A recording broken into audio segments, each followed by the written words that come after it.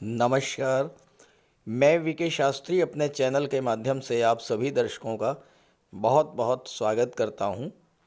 18 फरवरी से 15 मार्च 2024 महामली मंगल। मंगल का ये स्वरूप आपने पहले कभी नहीं देखा होगा। जी हाँ, ग्रहों के सेनापति मंगल 5 फरवरी को अपनी उच्च की राशि मकर राशि में गोचर कर चुके हैं। मैंने 18 फरवरी से 15 मार्च के बीच के मंगल के गोचर पर यह वीडियो अपलोड किया है, क्योंकि 5 फरवरी को मंगल जब मकर राशि में आए तो अंश बल से कमज़ोर थे। 18 फरवरी को मंगल का अंश बल 10 डिग्री होगा और उसके बाद मंगल का अंश बल धीरे धीरे बढ़ता चला जाएगा। और ये तो आप जानते ही है कि कोई भी ग्रह अपना पूरा फल तभी दे पाता है जब वो अंश बल से मजबूत हो। इसीलिए मैंने 18 फरवरी से 15 मार्च के गोचर काल पर चर्चा की है। और दूसरी बात, नक्षत्र के आधार पर समझिए तो 18 फरवरी को मंगल श्रवण नक्षत्र में गोचर करेंगे। श्रवण नक्षत्र के चारों ही चरण मकर राशि में आते हैं। श्रवण नक्षत्र का संबंध भूमि संबंधी कार्यों, सेल परचेज, धार्मिक कार्य, इंजीनियरिंग, टेक्नोलॉजी से होता है। व्यवहार कुशलता, बिग सोशल सर्किल, वर्चस्व, समृद्धि, संपन्नता, धन और ज्ञान, ये सब श्रवण नक्षत्र में आते हैं। इसलिए श्रवण नक्षत्र में मंगल बहुत अच्छा परफॉर्म करते हैं। और इसके बाद 7 मार्च को नक्षत्र परिवर्तन करके धनिष्ठा में चले जाएंगे। और धनिष्ठा तो मंगल का स्वयं का नक्षत्र है, वहाँ तो बहुत ही अच्छा रिजल्ट देंगे। मकर राशि मंगल की उच्च की राशि है और यहाँ पर मंगल बहुत अच्छा परफॉर्म करते हैं। ये बात भी विशेष महत्वपूर्ण है कि मंगल पूरे 18 माह के बाद अपनी उच्च राशि में आ रहे हैं। इसलिए ये गोचर आपके लिए विशेष फलदायी रहेगा। मकर राशि स्टेटस, इकोनॉमी, ऑर्गेनाइजेशन और स्ट्रक्चर को रिप्रेजेंट करती है और मंगल भी इन चीज़ों के कारक हैं। इसके अलावा मकर राशि भूतत्वीय राशि है और मंगल है भूमिपुत्र। इसलिए मकर राशि में मंगल बहुत अच्छा फल देते हैं। मकर राशि रिस्पॉन्सिबिलिटी को, जिम्मेदारी को शो करती है और मंगल को जिम्मेदारी लेना पसंद है। यहाँ पर मंगल की एनर्जी का सही दिशा में उपयोग हो पाता है। मंगल की उग्रता और जल्दबाजी पर मकर राशि कंट्रोल करती है और मंगल को और अधिक मैच्योर बनाती है। इसीलिए मंगल यहाँ पर बहुत अच्छा फल देते हैं। अब 12 फरवरी को शुक्र भी मकर में आ चुके हैं। धन शक्ति योग भी बनेगा, जिसके प्रभाव से आपको आपके पराक्रम, पुरुषार्थ और ऊर्जा का प्रतिफल धन के रूप में मिलेगा। 7 मार्च को शुक्र कुंभ में चले जाएंगे और मंगल अपने ही नक्षत्र धनिष्ठा में, तो अपने ही नक्षत्र में उच्च की राशि में गोचर करते हुए 15 मार्च तक मंगल आपको वो सब कुछ देंगे जिसे पाने की इच्छा आपके भीतर बहुत दिन से थी, लेकिन आप प्राप्त नहीं कर पा रहे थे। तो मंगल के राशि परिवर्तन का धनु राशि के जातकों के जीवन पर क्या प्रभाव पड़ेगा, इसी का विश्लेषण करेंगे इस वीडियो में। ये विश्लेषण आपकी चंद्र राशि के आधार पर किया जा रहा है और वीडियो के अंत में मैं आपको मंगल के उपाय भी बताऊंगा। तो ये है धनु राशि के जातकों की कुंडली। आपके लग्न के स्वामी हैं देवगुरु बृहस्पति और देवगुरु बृहस्पति कुंडली के पंचम भाव में गोचर कर रहे हैं। मंगल की राशि मेष राशि में। मंगल का गोचर कुंडली के धन भाव में है मकर राशि में और यहाँ मंगल उच्च के हो रहे हैं। शुक्र भी मंगल के साथ गोचर कर रहे हैं। मंगल आपकी कुंडली में पंचम भाव और विदेश भाव के स्वामी हैं, जबकि शुक्र आपकी कुंडली में लाभ के भाव और छठे भाव के स्वामी हैं। शनिदेव धन भाव के स्वामी होकर के पराक्रम के भाव में अपनी मूल त्रिकोण राशि में गोचर कर रहे हैं और सूर्य भी शनि के साथ हैं। ये तो हैं ग्रह स्थितियाँ। अब इसका क्या प्रभाव होगा ये समझिए। धन भाव के स्वामी शनि अपनी मूल त्रिकोणीय राशि में है, पहली बात। दूसरे भाव में मंगल शुक्र का गोचर है। धनु राशि के लिए ये गोचर धन की दृष्टि से बहुत ही महत्वपूर्ण है, क्योंकि धन के कारक, धन के स्वामी जो शुक्र हैं, वो लाभ के स्वामी होकर के धन के भाव में गोचर कर रहे हैं और महाधनी योग बना रहे हैं।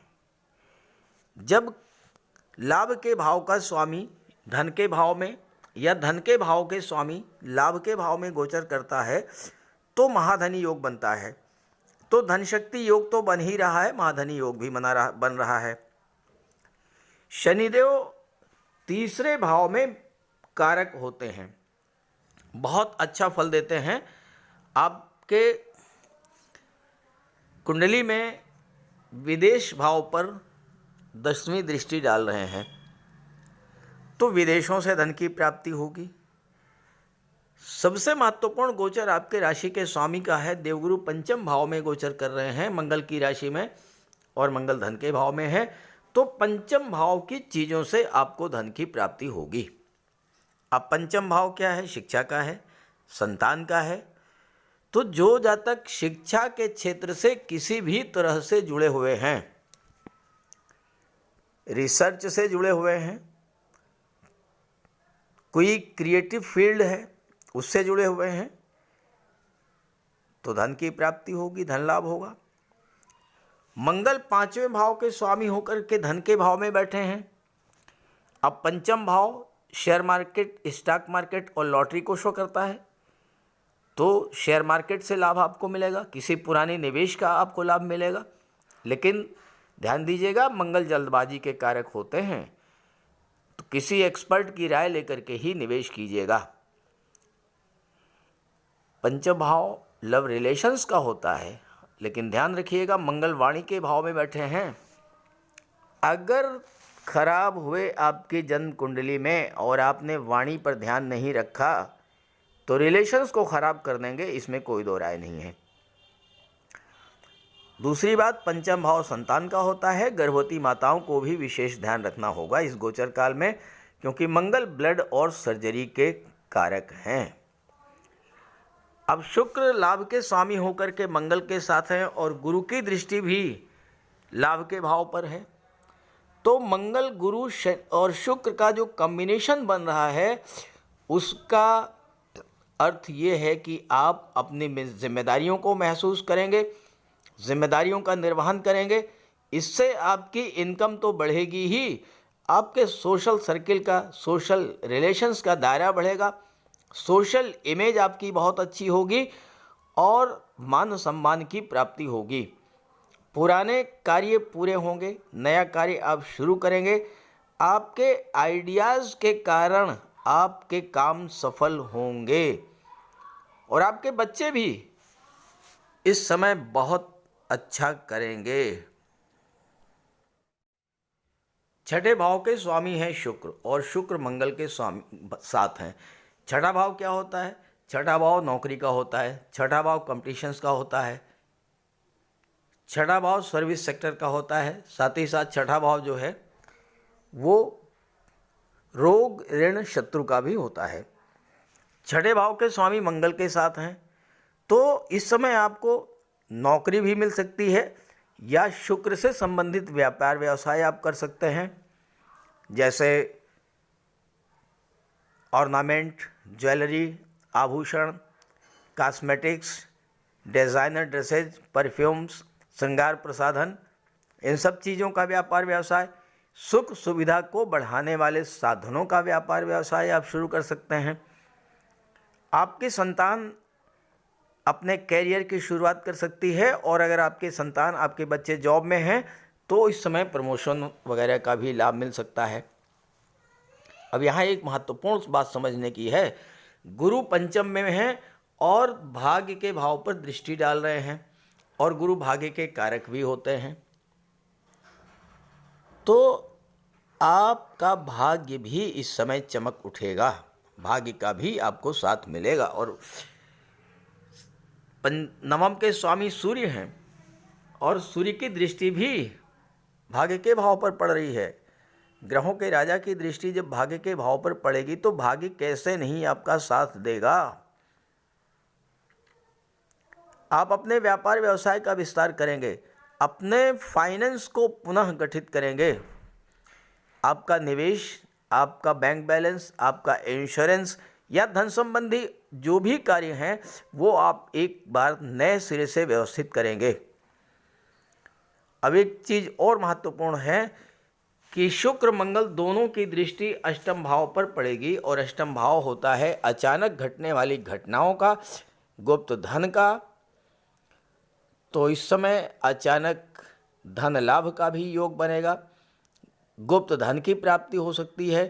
किसी ऐसी जगह से आपको धन मिलेगा जहां से आपने सोचा भी नहीं होगा।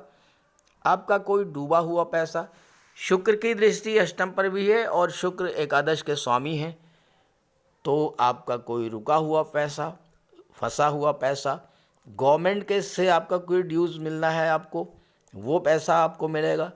पुरानी निवेश का लाभ मिल सकता है, पैतृक संपत्ति का लाभ मिल सकता है। हालांकि अष्टम पर मंगल की दृष्टि पड़ रही है और अगर आपके जीवन में किसी ऐसे ग्रह की महादशा या अंतर्दशा चल रही है जो आपके लिए कारक नहीं है या मंगल आपकी जन्म कुंडली में खराब हैं, तो वाणी का ध्यान रखें। दांतों की, आँखों की समस्या हो सकती है। साथ ही साथ अचानक से चोट चपेट दुर्घटना की भी संभावना बनती है, तो वाहन चलाते समय भी सावधानी बरतनी है। शुक्र छठे और 11वें के स्वामी होकर के धन के भाव में बैठे हैं, तो छठे और 11वें भाव की चीज़ों से धन मिलेगा। कर्ज से भी धन की प्राप्ति होगी। कैसे?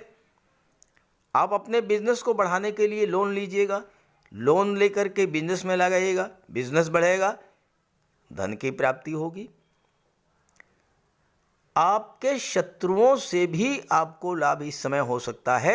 ननिहाल पक्ष से तो लाभ मिलेगा ही, ससुराल पक्ष से संबंध बना करके रखेंगे।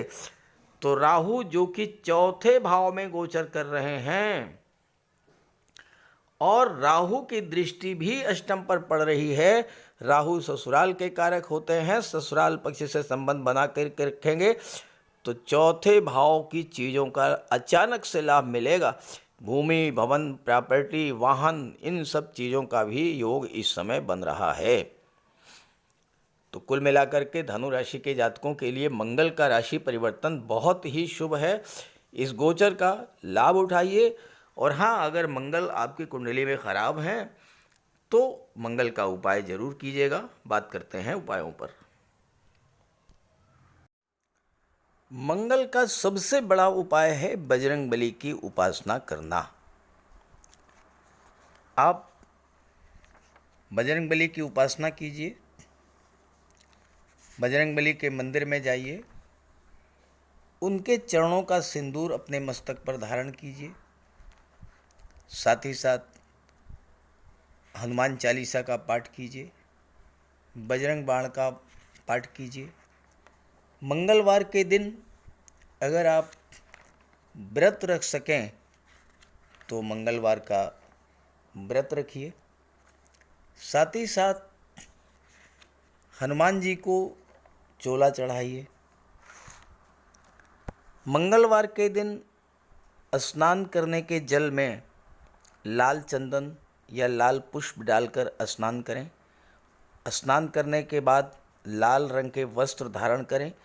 अगर नहीं कर सकते हैं लाल रंग के वस्त्र धारण, तो कम से कम एक लाल रुमाल अपनी जेब में जरूर रखें। मंगलवार के दिन मंदिर में जाएं, बजरंगबली के लड्डू का भोग लगाएं और गरीबों में बांट दें। घर की दक्षिण पश्चिम दीवार पर उड़ते हुए हनुमान जी का चित्र लगाएं। साथ ही साथ गरीबों में लाल वस्त्र, मसूर, गुड़, लाल चंदन, मिठाई, लड्डू, बताशे, रेवड़ी ये सब बांटिए। मस्तक पर लाल चंदन का टीका लगाएं या हनुमान जी के चरणों का सिंदूर लगाएं। मंगलवार के दिन बंदरों को गुड़ और चना खिलाएं। बहते हुए जल में लाल पुष्प, तिल या गुड़ प्रवाहित करें और जेब में एक तांबे का सिक्का रखें। साथ ही साथ अगर आप मंगल के ये उपाय कर लेते हैं तो राहु भी नियंत्रित हो जाएंगे और शनि भी नियंत्रित हो जाएंगे, क्योंकि बजरंग बली की उपासना करने से राहु, मंगल और शनिदेव तीनों का ही उपाय हो जाता है। इसके अलावा एक चांदी की छोटी सी ठोस गोली चाहे आप जेब में रखें या चेन में पहन लें या ब्रेसलेट में लगा लें। अपने बैग में मोरपंख रखें और घर में भी मोरपंख लगा लें। मेन डोर पर, कार्यस्थल पर भी मोरपंख रखें, तो इससे राहु आपको परेशान नहीं कर पाएंगे। तो ये सब उपाय बहुत आसान हैं। सुंदरकांड का पाठ कीजिए, बजरंग बाण का पाठ कीजिए, हनुमान चालीसा का पाठ कीजिए। ऐसा कोई उपाय नहीं है जो आप नहीं कर सकते, और आप इन उपायों को कीजिए, फिर देखिए आपको कितना बड़ा लाभ मिलता है। नमस्कार।